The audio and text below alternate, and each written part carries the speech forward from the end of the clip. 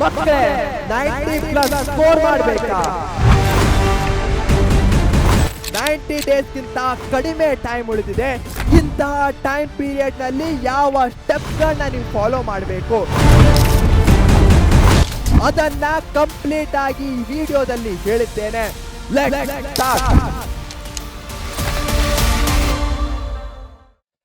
Hi hello ನಮಸ್ಕಾರ ಮಕ್ಕಳೇ, ನಾನು ನಿಮ್ಮ ಪರೀಕ್ಷೆಯ ಶಿಕ್ಷಕ ಆದರ್ಶ್. ಇವತ್ತಿನ ಕ್ಲಾಸ್ನಲ್ಲಿ ಯಾರ್ಯಾರು 90+ ಏನ್ ಮಾಡ್ಬೇಕಂತ ಇದ್ದೀರೋ, 90 ಡೇಸ್ಗಿಂತ ಕಡಿಮೆ ಟೈಮ್ ಉಳಿದಿದೆ, ಹೇಗೆ ನೀವು 90+ ಅನ್ನ ಅಚೀವ್ ಮಾಡಬಹುದು ಅಂತ ಹೇಳ್ತೇನೆ. ಇವೆಲ್ಲವೂ ಪ್ರಾಕ್ಟಿಕಲಿ ಹೋದ ವರ್ಷ ಮಕ್ಕಳು ಮಾಡಿರುವಂತಹ ಪ್ಲಾನಿಂಗ್ ಮೆಥಡ್ಸ್ಗಳಾಗಿವೆ. ಇದನ್ನ ಅವರು ಅಪ್ಲೈ ಮಾಡಿ 90+ ಸ್ಕೋರ್ ಮಾಡಿದ್ದಾರೆ. ಹೀಗಾಗಿ 150% ಟ್ರಸ್ಟ್ ಮಾಡಬಹುದು. ಹಾಗೆ ನಾನು ಸಹ ನನ್ನ ಜೀವನದಲ್ಲಿ ಅಪ್ಲೈ ಮಾಡ್ತೇನೆ ಈ ಮೆಥಡ್ಸ್ಗಳನ್ನ, ಯಾವುದನ್ನಾದ್ರೂ ಕಲೀಲಿಕ್ಕೆ ಅಥವಾ ಇಂಪ್ರೂವ್ ಮಾಡಲಿಕ್ಕೆ. ಇನ್ನು ವೇಟ್ ಮಾಡೋದು ಬೇಡ, 3 ತಿಂಗಳಿಗಿಂತ ಕಡಿಮೆ ಟೈಮ್ ಇದೆ. ಪ್ರತಿಯೊಂದು ದಿನಾನೂ ಸಹ ಪ್ರೇಷಿಯಸ್ ಆಗಿರುವಂತಹದ್ದು, ಗೋಲ್ಡ್ನಷ್ಟೇ ವ್ಯಾಲ್ಯೂಬಲ್ ಇರುವಂತಹದ್ದು. ಪ್ರತಿಯೊಂದು ದಿನ ವೇಸ್ಟ್ ಮಾಡೋದು ಬೇಡ. So if you want 90+ in SSLC, ಈ ವಿಡಿಯೋವನ್ನ ಸ್ಟಾರ್ಟ್ ಇಂದ ಎಂಡ್ ತನಕ ನೋಡಿ. ನೀವು 90+ ಸ್ಕೋರ್ ಮಾಡ್ತೀರಾ ಅಂದ್ರೆ ಎಸ್ ಐ ವಿಲ್ ಸ್ಕೋರ್ 90+ ಅಂತ ಕಮೆಂಟ್ ನಲ್ಲಿ ತಿಳಿಸಿ. ಎಸ್ ಅಂತ ತಿಳಿಸಿದ್ರು ಸಹ ಸಾಕು. ನೀವು ನಿಮಗೆ ಸೆಲ್ಫ್ ಅಫರ್ಮೇಶನ್ ಹೇಳ್ಕೊಳ್ಳೋದು ಇಂಪಾರ್ಟೆಂಟು. ಜಗತ್ತೇನ್ ಹೇಳತ್ತೆ ಅದು ಹೋಗ್ಲಿ, ನಾವು ನಮಗ್ ಪಾಸಿಟಿವ್ ಹೇಳ್ಕೊತಾ ಇರಬೇಕು. ಎಲ್ಲಿ ತನಕ ನಾವೇ ನಮ್ಮನ್ನ ಕೆಳಗಿಳಿಸ್ತಾ ಇರ್ತೇವೋ ಅಲ್ಲಿ ತನಕ ಯಾರೇ ಎಷ್ಟೋ ಮೋಟಿವೇಟ್ ಮಾಡಿದ್ರು ಏನೂ ಆಗಲ್ಲ. Yes I will achieve 90+, yes I will score 90+ ಅಂತ ಕಮೆಂಟ್ಸ್ಗಳನ್ನ ತುಂಬಿಸಿ. ಯಾರ್ಯಾರು ಕಮೆಂಟ್ಸ್ಗಳನ್ನ ಓದ್ಲಿಕ್ಕೆ ಬರ್ತಾರೋ ಅವರಿಗೂ ಸಹ ನೋಡಿದ ಮೇಲೆ ಖುಷಿ ಆಗ್ಬೇಕು. Let's start. ಜೀವನದಲ್ಲಿ ನಮ್ಮ ಹತ್ರ ಯಾವತ್ತೂ 2 ಆಪ್ಷನ್ಸ್ಗಳಿರತ್ತೆ. ಏನ್ ಸರ್, ಯಾವ್ದು ಆ 2 ಆಪ್ಷನ್ಸ್ಗಳು ಅಂತೀರಾ? Path 1 casual study, stress, regret. ಅಯ್ಯೋ ಇನ್ನು 3 ತಿಂಗಳಿದೆ ಕಡಿಮೆ, ನೆಕ್ಸ್ಟ್ ತಿಂಗಳು ಓದಿದ್ರಾಯ್ತು. ನೆಕ್ಸ್ಟ್ ತಿಂಗಳು ಬಂದು ಹೇಳ್ತೀರಾ ಸರ್ ಇನ್ನೂ 2 ತಿಂಗಳಿದೆ, ನೆಕ್ಸ್ಟ್ ತಿಂಗಳು ಓದೋಣ ಅಂತ. ಕ್ಯಾಜುವಲ್ ಜೀವನನೇ ಒಂಥರ ಕ್ಯಾಜುವಲ್ ಆಗಿ ತೊಗೊಂಡ್ಬಿಡ್ತೀರಾ. ಆಮೇಲೆ ಎಕ್ಸಾಮ್ನ ಹಿಂದಿನ ದಿನ ಬರುತ್ತೆ, 1 ವೀಕ್ ಉಳಿದಿರುತ್ತೆ. ಆವಾಗ ಸ್ಟ್ರೆಸ್ ಅನ್ನೋ ಒಂದು ದೊಡ್ಡ ಗಿಡ ನಿಮ್ ತಲೆ ಮೇಲೆ ಕೂತ್ಕೊಂಡ್ಬಿಡತ್ತೆ. ಆವಾಗ ನೀವು ರಿಗ್ರೆಟ್ ಮಾಡ್ತೀರಾ. ಅದೆಷ್ಟೋ ಮಕ್ಕಳನ್ನ ನಾನು ನೋಡಿದ್ದೇನೆ ಈ ಸ್ಟೇಜಲ್ಲಿ ಇರೋದನ್ನ. ನನಗೆ ತುಂಬಾ ದುಃಖ ಆಗೋದು ಈ ಪೀರಿಯಡ್ ನಲ್ಲಿ. ಯಾಕಂದ್ರೆ ಸ್ಟಾರ್ಟಿಂಗ್ ಇಂದ ಎಂಡ್ ತನಕ ಪ್ರತಿಯೊಂದು ಸ್ಟೇಜ್ನಲ್ಲೂ ನಾನು ಹೇಳ್ತಾ ಇದ್ದೆ, ನೀವು ಈ ಸ್ಟೇಜಿಗೆ ಹೋಗಬೇಡಿ, ಈಗಲೇ ಸ್ಟಾರ್ಟ್ ಮಾಡಿ. ಅರ್ಧ ತಾಸು ಓದ್ತಿರೋ ಈಗ ಮಾಡಿ, 20 ಮಿನಿಟ್ಸ್ ಎಷ್ಟೇ, ಆದರೆ ಪ್ರತಿದಿನ ಓದಿ. ಕೊನೆಯಲ್ಲಿ ಆ ಲಾಸ್ಟ್ ಎಂಡ್ ಮೂಮೆಂಟ್ ಅಲ್ಲಿ ರಿಗ್ರೆಟ್ ಮಾಡ್ಕೊಳ್ಬೇಡಿ. ಅಯ್ಯೋ ನಾನು ಮೊದಲೇ ಓದ್ಬೇಕಾಗಿತ್ತು ಅನ್ನೋ ಆ ಒಂದು ಥಾಟ್ ನಿಮ್ಮ ತಲೆಯಲ್ಲಿ ಬಂತಂದ್ರೆ ನಿಮಗೆ ನಿಮ್ಮ ಪೂರ್ತಿ 10th ಜರ್ನಿಯನ್ನ ವೇಸ್ಟ್ ಮಾಡಿದಂತ ಅನುಭವ ಬರುತ್ತೆ. ಅದಾಗಬಾರ್ದು ಅಂದ್ರೆ ಈ ಮೂಮೆಂಟ್ ನಿಂದ ನೀವು ಸ್ಟಾರ್ಟ್ ಮಾಡಲೇಬೇಕು. ನೋ ಆಪ್ಷನ್ಸ್, ಆಪ್ಷನ್ ಅನ್ನೋದೇ ಇಲ್ಲ. 2ನೇ ಆಪ್ಷನ್ ಫೋಕಸ್ಡ್ ಪ್ಲಾನು, ಡಿಸಿಪ್ಲಿನ್ನು 90+ ಅಚೀವ್ ಮಾಡೋದು. 90+ ಅಚೀವ್ ಮಾಡೋದು ತುಂಬಾ ಸಿಂಪಲ್ಲು. ಯಾವಾಗ ಸಿಂಪಲ್ ಆಗತ್ತೆ? ನಮ್ಮ ಹತ್ರ ಒಂದು ಪ್ಲಾನ್ ಇರಬೇಕು, ಆ ಪ್ಲಾನಿನ ಪ್ರಕಾರ ನಾವು ನಡಿಬೇಕು. ಪ್ಲಾನ್ ಇರತ್ತೆ, ನಾಳೆ ಮಾಡ್ತೇನೆ, ನಾಡಿದ್ದು ಮಾಡ್ತೇನೆ ಅಂತ ಕೂತ್ರೆ ಆಗಲ್ಲ. ಪ್ಲಾನ್ ಇರೋದು ಯಾಕೆ? ಎಕ್ಸಿಕ್ಯೂಟ್ ಮಾಡ್ಲಿಕ್ಕೆ. ಯಾಕೆ ವೇಟ್ ಮಾಡ್ತಾ ಇದ್ದೀರಾ ನೀವು? ಅದನ್ನ ಈಗಲೇ ಎಕ್ಸಿಕ್ಯೂಟ್ ಮಾಡಬೇಕು. ಅದಕ್ಕೆ ಪ್ಲಾನು, ಡಿಸಿಪ್ಲಿನ್ ಅನ್ನೋದು ಇಂಪಾರ್ಟೆಂಟು. ಶಿಸ್ತು.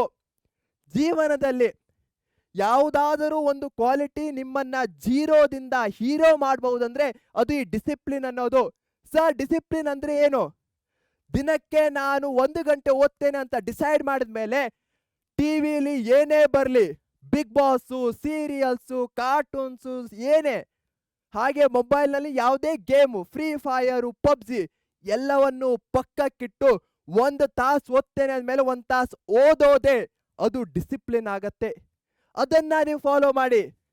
90+ ನೀವು ಅಚೀವ್ ಮಾಡೇ ಮಾಡ್ತೀರಾ. Which path are you choosing today? Path 1 choose ಮಾಡ್ತಾ ಇದ್ದೀರೋ ಅಥವಾ ಪಾತ್ 2ನೋ? ಕಮೆಂಟ್ ಅಲ್ಲಿ ತಿಳಿಸಿ. 1 ಅಥವಾ 2.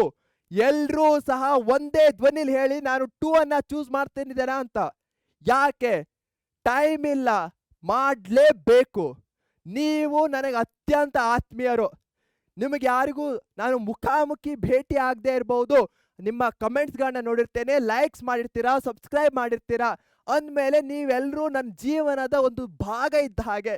ನೀವೆಲ್ಲ ಜೀವನದಲ್ಲಿ ಏನಾದರೂ ಒಂದು ಅಚೀವ್ ಮಾಡಬೇಕು, ಖುಷಿಯಾಗಿರಬೇಕು, ಪ್ರತಿಯೊಂದು ಮೂಮೆಂಟನ್ನು ಎಂಜಾಯ್ ಮಾಡಬೇಕು. ಅದೇ ನನ್ನ ಗುರಿ, ಅದೇ ನನ್ನ ಆಸೆ. ಅದು ಆಗ್ಬೇಕಂದ್ರೆ ನೀವು ಸ್ಟ್ರೆಸ್ ಪಡಬಾರ್ದು, ರಿಗ್ರೆಟ್ ಆಗಬಾರ್ದು. ಅದಕ್ಕೋಸ್ಕರ ಪಾತ್ 2 ಅನ್ನ ಚೂಸ್ ಮಾಡ್ತೀರಾ ಅಂತ ಕಮೆಂಟಲ್ಲಿ ತಿಳಿಸ್ತಿ. How much time do you really have? ನಿಮ್ಮ ಹತ್ರ ಎಷ್ಟು ಟೈಮ್ ಇದೆ ರೀ? ಸುಮಾರಷ್ಟು ದಿನ ಇದೆಯಾ? 90 ದಿನ, 90 ಡೇಸ್ಗಿಂತ ಕಡಿಮೆ ಟೈಮ್ ಇದೆ. ಒಂದಿನ ವೇಸ್ಟ್ ಆದರೂ ಸಹ ಮೈನಸ್ ಆಗತ್ತಾ ಹೋಗುತ್ತೆ. Less than 90 chances to improve. ಪ್ರತಿಯೊಂದು ದಿನವನ್ನು ಒಂದು ಚಾನ್ಸ್, ಅಪರ್ಚುನಿಟಿ ತರ ಟ್ರೀಟ್ ಮಾಡಿ. ಒಂದಿನ ಹೋಯ್ತಂದ್ರೆ ನಿಮ್ಮ ಜೀವನದ 90 ಡೇಸ್ ಎಕ್ಸಾಮ್ನಲ್ಲಿ ಏನಿದೆಯೋ ಅದರಿಂದ ಒಂದಿನ ಮೈನಸ್ ಆದ ಹಾಗೆ. ಪ್ರತಿಯೊಂದು ದಿನಕ್ಕೂ ಆ ದಿನ ಏನ್ ಡಿಸರ್ವ್ ಮಾಡುತ್ತೋ ಆ ರೆಸ್ಪೆಕ್ಟ್ ಅನ್ನ ಕೊಡಿ. ಟೈಮಿಗೆ ಎಲ್ಲಿ ತನಕ ರೆಸ್ಪೆಕ್ಟ್ ಕೊಡಲ್ವೋ ಏನೂ ಮಾಡ್ಲಿಕ್ಕಾಗಲ್ಲ. ಟೈಮಿಗೆ ರೆಸ್ಪೆಕ್ಟ್ ಕೊಡಿ, ಡಿಸಿಪ್ಲಿನ್ಡ್ ಆಗಿರಿ. ಇವೆರಡನ್ನ ಫಾಲೋ ಮಾಡಿದ್ರೆ 90+ ಏನು ಔಟ್ ಆಫ್ ಔಟೇ ಸ್ಕೋರ್ ಮಾಡ್ಬೋದು ನೀವು. Every day wasted now is permanent damage. ಹಿಂದೆಲ್ಲ ಫಾರ್ ಎಕ್ಸಾಂಪಲ್ ಎಕ್ಸಾಮಿಗೆ 6 ತಿಂಗಳಿದ್ದಾಗ 7 ತಿಂಗಳಿದ್ದಾಗ ಒಂದಿನ ವೇಸ್ಟ್ ಆಯ್ತಂದ್ರೆ ಅಷ್ಟೊಂದು ಅನಿಸ್ತಾ ಇರಲಿಲ್ಲ. ಬಟ್ 90 ಡೇಸ್ಗಿಂತ ಕಡಿಮೆ ಇದೆ.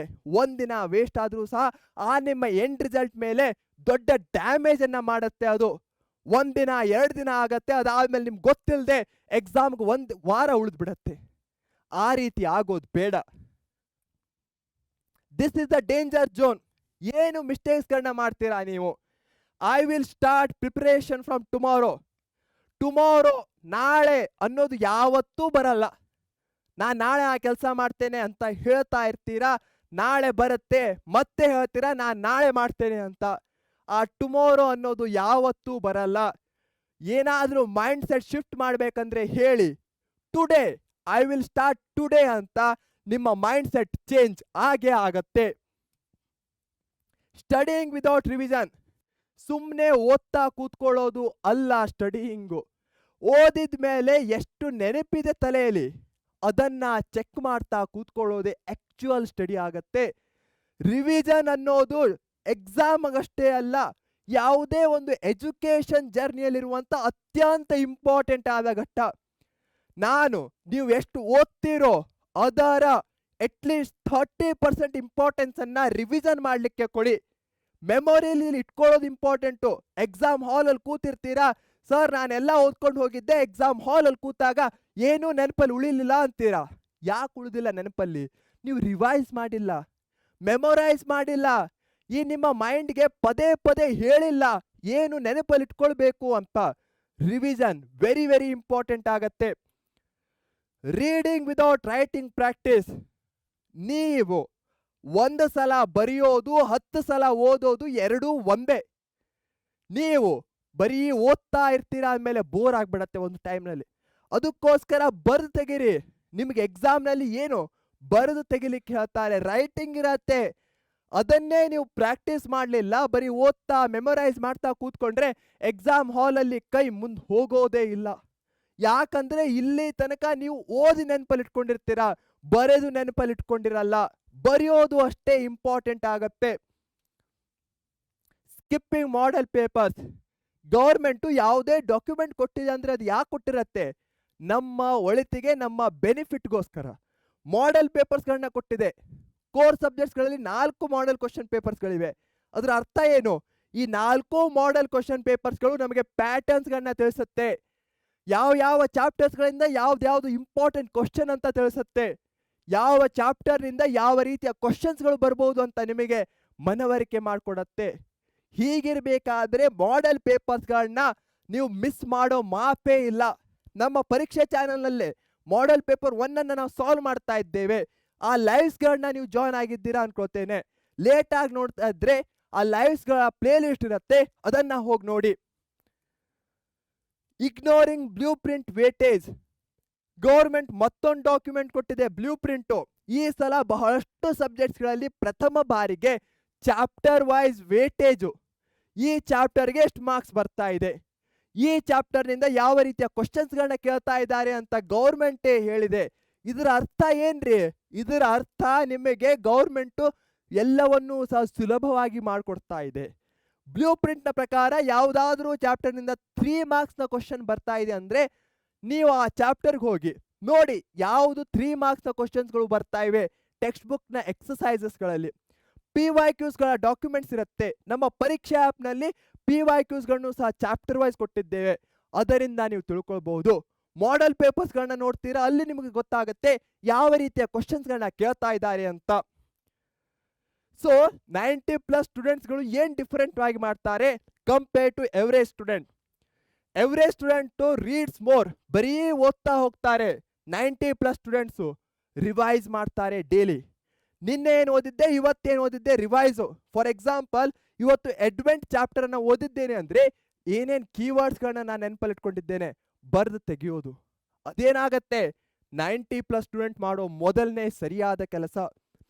ಜಸ್ಟ್ ಮೆಮರೈಸಿಂಗ್ ಎಲ್ಲವನ್ನೂ ಸಹ ಮೈಂಡನ್ನು ಒಂಥರ ಹೇಗೆ ಕಂಪ್ಯೂಟರ್ ಇದ್ದಿರತ್ತಲ್ಲ ಸ್ಟೋರೇಜು, ಆ ರೀತಿ ತುಂಬ್ತಾ ಹೋಗೋದಲ್ಲ. ಆನ್ಸರ್ಸ್ಗಳನ್ನ ಅವುಗಳಿಂದ ಹೇಗೆ ತೆಗೆದು ಬರಿಬೇಕು ಅನ್ನೋದು ಇಂಪಾರ್ಟೆಂಟ್ ಆಗತ್ತೆ. Practice very very important. ಬಹಳಷ್ಟು ಮಕ್ಕಳು ಏನು ಮಾಡ್ತಾರೆ, ಟೈಮ್ ಮ್ಯಾನೇಜ್ಮೆಂಟ್ ಮಾಡಲಿಕ್ಕಾಗಲ್ಲ. ಎಕ್ಸಾಮ್ ಟೈಮಲ್ಲಿ 3 ತಾಸಿನ ಪೇಪರ್ನಲ್ಲಿ ಎಲ್ಲವನ್ನೂ ಸಹ ಬರಿತಾ ಕೂತ್ಕೊಳ್ತಾರೆ. ಲಾಸ್ಟ್ ಮೂಮೆಂಟಲ್ಲಿ ಗೊತ್ತಾಗತ್ತೆ ಅದೆಷ್ಟೋ ಕ್ವಶನ್ಸ್ಗಳನ್ನ ಇನ್ನೂ ಅಟೆಂಡ್ ಮಾಡಿಲ್ಲ ಅಂತ. ಆ ರೀತಿ ನೀವು ಮಾಡಬೇಡಿ. ಸ್ಟಡೀಸ್ ರ್ಯಾಂಡಮ್ಲಿ ಇವತ್ತು 5 ಪೇಜ್ ಓದ್ತೇನೆ, ನಾಳೆ ಮತ್ತೊಂದು ಯಾವುದೋ ಚಾಪ್ಟರ್ನ 5 ಪೇಜ್ ಓದ್ತೇನೆ.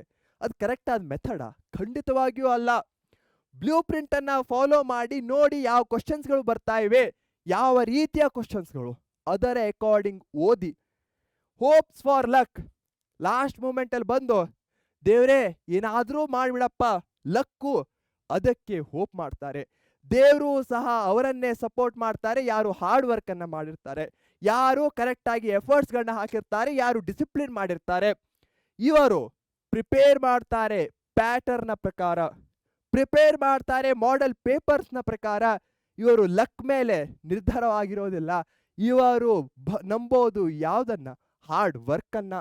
ಸೊ 90+ ಸ್ಟೂಡೆಂಟ್ಸ್ಗಳು ನೀವಾಗಿದ್ದರೆ ಈ ಲ್ಯಾಡರ್ ನಿಮ್ದಾಗತ್ತೆ ಏಣಿ.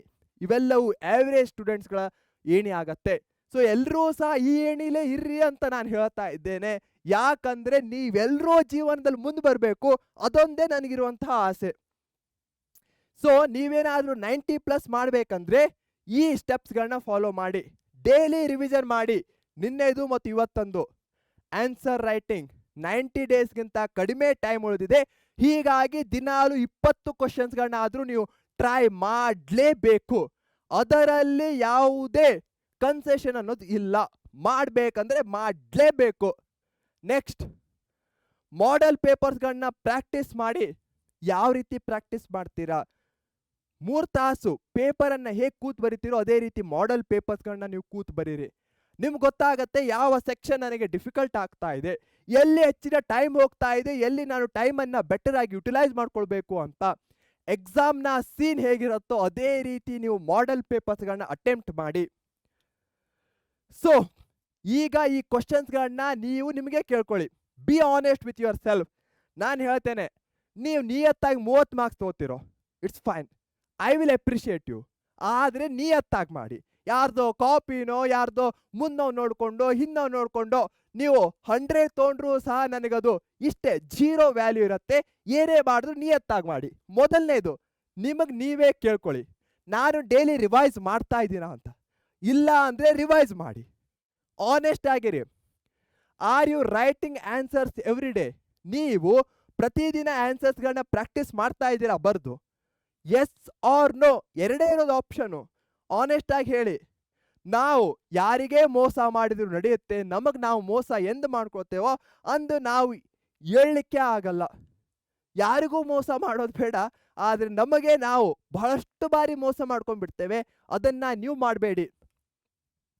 Have you attempted full model papers? Full model ಪೇಪರ್ಸ್ಗಳನ್ನ ಅಟೆಂಪ್ಟ್ ಮಾಡಿದ್ದೀರಾ ಒಂದಾದರೂ? ಎಸ್ ಆರ್ ನೋ ಕಮೆಂಟ್ಸ್ಗಳಲ್ಲಿ ತಿಳಿಸ್ತಾ ಹೋಗಿ. Do you know the chapter wise weightage?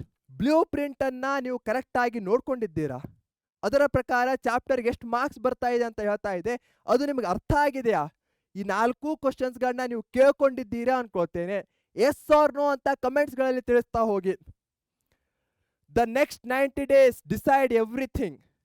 Next 90 ದಿನ ಎಲ್ಲವನ್ನೂ ಸಹ ನಿರ್ಧಾರ ಮಾಡುತ್ತೆ. ನೀವು ಈ ವಿಡಿಯೋವನ್ನು 80 days ಇರುವಾಗ ನೋಡ್ಬೋದು. ಆಗ್ಲೂ ಹೇಳೋದಿದೆ, 80 days ಮ್ಯಾಟರ್, 70 days ಮ್ಯಾಟರ್ ಆಗತ್ತೆ. ಯಾವುದೇ ಟೈಮ್ ಪೀರಿಯಡ್ನಲ್ಲಿ ಈ ವಿಡಿಯೋವನ್ನು ನೋಡ್ತಾ ಇರಿ, ನಾನು ಹೇಳುವಂತಹ ಸ್ಟೆಪ್ಸ್ಗಳು ಯಾವುದೇ ಟೈಮ್ ಪೀರಿಯಡ್ನಲ್ಲಿ ಇರ್ಬೋದು ಅಪ್ಲೈ ಆಗತ್ತೆ. ಮಾಡಿ. Your confidence in the exam hall increase ಆಗತ್ತೆ. ಫೈನಲ್ ಮಾರ್ಕ್ಸ್ ಇಂಪ್ರೂವ್ ಆಗತ್ತೆ. ನಿಮ್ಮ ಫ್ಯೂಚರ್ ಆಪ್ಷನ್ಸ್ಗಳು ಅಷ್ಟೇ ಬೆಟರ್ ಆಗತ್ತೆ. ಬಹಳಷ್ಟು ಕಡೆ ನೋಡ್ತಾ ಇರ್ತೇನೆ, ಒಂದು ಪೇಪರು ನನ್ನ ಲೈಫನ್ನು ಡಿಸೈಡ್ ಮಾಡಲ್ಲ ಅಂತ ಹೇಳ್ತೀರಾ. Yes, I agree. ಬಟ್ ಒಂದು ಪೇಪರು ನಿಮ್ಮ ಲೈಫನ್ನು ಕಂಪ್ಲೀಟ್ ಆಗಿ ಮಾಡದೇ ಇದ್ರು ಇಷ್ಟಾದರೂ ಶೇಪ್ ಮಾಡೇ ಮಾಡುತ್ತೆ. ನೀವು ಮುಂದೆ ಯಾವ ಕಾಲೇಜನ್ನು ಚೂಸ್ ಮಾಡ್ತೀರಾ, ಯಾವ ಸ್ಟ್ರೀಮ್ಗೆ ಹೋಗ್ತೀರಾ, ನಿಮ್ಮ ಮುಂದಿನ ಲೈಫ್ನ ಚಾಯ್ಸಸ್ಗಳು ಏನಾಗಿರುತ್ತೆ ಎಲ್ಲವೂ ಸಹ 10th ಮೇಲೆ ಡಿಪೆಂಡೆಂಟ್ ಆಗಿದೆ. ಬಹಳಷ್ಟು ಟೀಚರ್ಸ್, ಬಹಳಷ್ಟು ಮಕ್ಕಳು ಇಗ್ನೋರೆನ್ಸ್ ಅಲ್ಲಿ ಲಿವ್ ಮಾಡ್ತಾ ಇರ್ತೀರಾ. 10th ಏನು ಆಗಲ್ಲ, ಮುಂದೆ ಕಾಲೇಜಲ್ಲಿ ನೋಡಿದ್ರೆ ಆಯ್ತು. 10th ನಿಮ್ಮ ಬೇಸನ್ನು ಸೆಟ್ ಮಾಡುತ್ತೆ. ಬೆಳೆಯುವ ಸಿರಿ ಮೊಳಕೆಯಲ್ಲಿ ಅಂತ ಕೇಳಿರ್ತೀರಾ. ನೀವು ಈ ಏಜ್ನಲ್ಲಿ ಯಾವುದನ್ನ ಅಡಾಪ್ಟ್ ಮಾಡ್ಕೋತೀರೋ ಅದೇ ನಿಮ್ಮ ಮುಂದಿನ ಲೈಫಲ್ಲೂ ಸಹ ಬರುತ್ತೆ.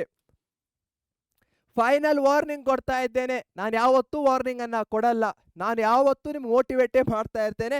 ಬಟ್ ಈ ಒಂದು ಟೈಮ್ ಪೀರಿಯಡ್ನಲ್ಲಿ ನಾನು ಈ ರೀತಿ ಆಗಲೇಬೇಕು, ಇಲ್ಲ ಅಂದರೆ ಆಮೇಲೆ ನನಗೆ ರಿಗ್ರೆಟ್ ಆಗತ್ತೆ, ನಾನು ನಿಮಗೆ ಆ ವಾರ್ನಿಂಗನ್ನು ಕೊಟ್ಟಿಲ್ಲ ಅಂತ. Don't wait for motivation. Adarsh sir motivation ಕೊಡ್ತಾರೆ, ಬೇರೆ ಯಾವುದೋ ಒಂದು ಯೂಟ್ಯೂಬ್ ರೀಲ್ಸ್ ಬರುತ್ತೆ, ಇನ್ಸ್ಟಾಗ್ರಾಮ್ ರೀಲ್ಸ್ ಬರುತ್ತೆ, ಅದರಿಂದ ನಾನು ಮೋಟಿವೇಟ್ ಆಗಿ ಓದ್ತೇನೆ ಅಂತ. ನೀವು ಯಾವುದಕ್ಕೋಸ್ಕರ ಓದ್ತಾ ಇದ್ದೀರಾ? ನಿಮಗೋಸ್ಕರ, ನಿಮ್ಮ ಫ್ಯೂಚರ್ಗೋಸ್ಕರ. ಅದಕ್ಕಿಂತ ದೊಡ್ಡ ಮೋಟಿವೇಶನ್ ಯಾವುದಾದ್ರೂ ಬೇಕಾ? ಖಂಡಿತವಾಗಿಯೂ ಬೇಡ. ನೀವು ನಿಮ್ಮ ಮುಂದಿನ ಲೈಫ್ಗೋಸ್ಕರ ಓದ್ತಾ ಇದ್ದೀರಾ, ಅದೇ ದೊಡ್ಡ ಮೋಟಿವೇಶನ್ ಆಗತ್ತೆ. Don't depend on last minute miracles. Last ಮಿನಿಟಲ್ಲಿ ಯಾವುದೇ ಮಿರಾಕಲ್ ಆಗಲ್ಲ. ನೀವು ಹೋಪ್ ಮಾಡ್ತಾ ಇರ್ತೀರಾ, ಲಾಸ್ಟ್ ಮಿನಿಟಲ್ಲಿ ಓದಿ ನಾ ಪಾಸ್ ಆಗ್ತೇನೆ, ಅಷ್ಟೊಂದು ಮಾರ್ಕ್ಸ್ ತೊಗೊಳ್ತೇನೆ ಅಂತ. ನಾನು ಯಾವತ್ತೂ ಹೇಳೋದು ಒಂದೇ ಮಾತು, ಪಾಸ್ ಆಗೋದು ಏನೋ ಒಂದು ಮಾರ್ಕ್ಸ್ ತೊಗೊಳ್ಳೋದು ಮ್ಯಾಟ್ರ್ ಆಗಲ್ಲ. ನಿಮ್ಮ ಪೊಟೆನ್ಷಿಯಲ್ ಎಷ್ಟಿದೆ ಅಷ್ಟು ನೀವು ಕೊಟ್ಟಿದ್ದೀರೋ ಇಲ್ವೋ. ನಾನು 90+ ಸ್ಟೂಡೆಂಟ್ ವಿದ್ಯಾರ್ಥಿ, ನಾನು ಅಷ್ಟು ಎಫರ್ಟ್ಸ್ಗಳನ್ನ ಕೊಟ್ಟು 90+ ತೆಗೆದುಕೊಂಡಿದ್ದೇನೋ ಇಲ್ವೋ, ಅದು ಮ್ಯಾಟ್ರ್ ಆಗತ್ತೆ. Don't copy topper schedule blindly. ಯಾರನ್ನು ಕಾಪಿ ಮಾಡ್ಲಿಕ್ಕೆ ಹೋಗಬೇಡಿ. ಜಗತ್ನಲ್ಲಿರುವಂತಹ ಪ್ರತಿಯೊಬ್ಬರೂ ಸಹ ಯುನಿಕ್ಕು. ಒಂದು ಮಾವಿನ ಮರ ಇದ್ದಂಗೆ ಮತ್ತೊಂದು ಮಾವಿನ ಮರ ಇರಲ್ಲ. ಅದರಲ್ಲೂ ನೀವು ಮನುಷ್ಯರು, ನಿಮ್ಮಲ್ಲಿ ಭಾವನೆಗಳಿವೆ. ಹೀಗಾಗಿ ನೀವು ಮತ್ತೊಬ್ಬರ ಹಾಗೆ ಆಗ್ಲಿಕ್ಕೆ ಹೇಗೆ ಸಾಧ್ಯ? ಆತ 10 ತಾಸು ಓದ್ತಾನೆ, ನಾನು 10 ತಾಸು ಓದ್ತೇನೆ, ಆಗಲ್ಲ.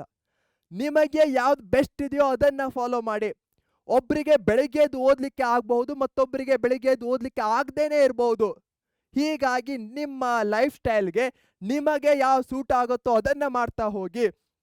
ಯಾರೋ ಒಬ್ರು ಮಾಡ್ತಾ ಇದ್ದಾರೆ ಅಂದ್ಕೊಳ್ಳೆ ಮಾಡೋದು ಅಲ್ಲ. ನಿಮ್ಮ ಶೆಡ್ಯೂಲ್ ಪ್ರಕಾರ, ನಿಮ್ಮ ಕ್ಯಾರೆಕ್ಟರ್ ಪ್ರಕಾರ ಯಾವುದು ಬೆಸ್ಟ್ ಸೂಟೇಬಲ್ ಇದೆಯೋ ಅದನ್ನ ಫಾಲೋ ಮಾಡಿ. ಇದು ವೇಕಪ್ ಕಾಲ್ ಅಂತ ತಿಳ್ಕೊಳ್ಳಿ. ಫೈನಲ್ 90+ ಸ್ಟಿಲ್ ಪಾಸಿಬಲ್ ಇದೆ. ಯಾವಾಗ? ಈಗಲೇ ಸ್ಟಾರ್ಟ್ ಮಾಡಿದ್ರೆ. ಯಾವುದೇ ಟೈಮ್ ಪೀರಿಯಡ್ನಲ್ಲೂ ನೀವು ವಿಡಿಯೋವನ್ನು ನೋಡ್ತಾ ಇರ್ಬೋದು, ಈಗಲೇ ಸ್ಟಾರ್ಟ್ ಮಾಡಿ. ಐ ಆಮ್ ಸ್ಟಾರ್ಟಿಂಗ್ ನೌ ಅಂತ ಕಮೆಂಟ್ಸ್ನಲ್ಲಿ ಹಾಕಿ. ನಾನು ಬಹಳಷ್ಟು ಬಾರಿ ವಿಡಿಯೋಸ್ಗಳಲ್ಲಿ ಹೇಳ್ತಾ ಇರ್ತೇನೆ, ಕಮೆಂಟ್ ಮಾಡಿ, ಕಮೆಂಟ್ ಮಾಡಿ ಅಂತ. ಯಾಕೆ? ಎಲ್ಲಿ ತನಕ ಆ ಕಮೆಂಟ್ಸ್ಗಳನ್ನ ಮಾಡಲ್ವೋ ನಿಮ್ಮ ಸಬ್ ಕಾನ್ಷಿಯಸ್ ಮೈಂಡಿಗೆ ಆ ಮೆಸೇಜ್ ಹೋಗಲ್ಲ. ಹಾಗೆ ನಿಮ್ಮ ಪ್ರತಿಯೊಂದು ಕಮೆಂಟನ್ನು ನಾನು ಓದ್ತೇನೆ. ನನ್ನ ಹಿಂದಿನ ಎಷ್ಟೋ ವಿಡಿಯೋಸ್ಗಳಿರ್ಬೋದು, ರೀಲ್ಸು, ಲೈವ್ಸ್ಗಳು, ಪ್ರತಿಯೊಂದು ಕಮೆಂಟನ್ನು ಸಹ ನಾನು ಡೈಲಿ ತೆಗೆದು ನೋಡ್ತೇನೆ. ಮಕ್ಕಳು ಏನು ಹೇಳ್ತಾ ಇದ್ದಾರೆ, ಮಕ್ಕಳ ಪ್ರಿಪರೇಷನ್ ಯಾವ ರೀತಿ ಹೋಗ್ತಾ ಇದೆ, ಅವರು ಯಾವ ಸ್ಟೇಜ್ನಲ್ಲಿದ್ದಾರೆ. ಯಾಕಂದರೆ ನಾನು ನಿಮಗೆ ಡೈರೆಕ್ಟ್ ಆಗಿ ಮುಖಾಮುಖಿ ಆಗದೆ ಇದ್ರು ನಿಮ್ಮನ್ನೆಲ್ಲ ನನ್ನ ಪಾರ್ಟ್ ಆಫ್ ಲೈಫ್ ಅಂತಾನೆ ಟ್ರೀಟ್ ಮಾಡೋದು.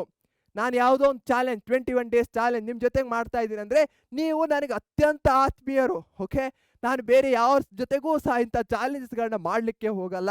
ಹೀಗಿರಬೇಕಾದ್ರೆ ನಾನು ಸಹ ನಿಮ್ಮಿಂದ ರಿಕ್ವೆಸ್ಟ್ ಮಾಡೋದಿಷ್ಟೇ, ಎಫರ್ಟ್ಸ್ಗಳನ್ನ ಹಾಕಿ.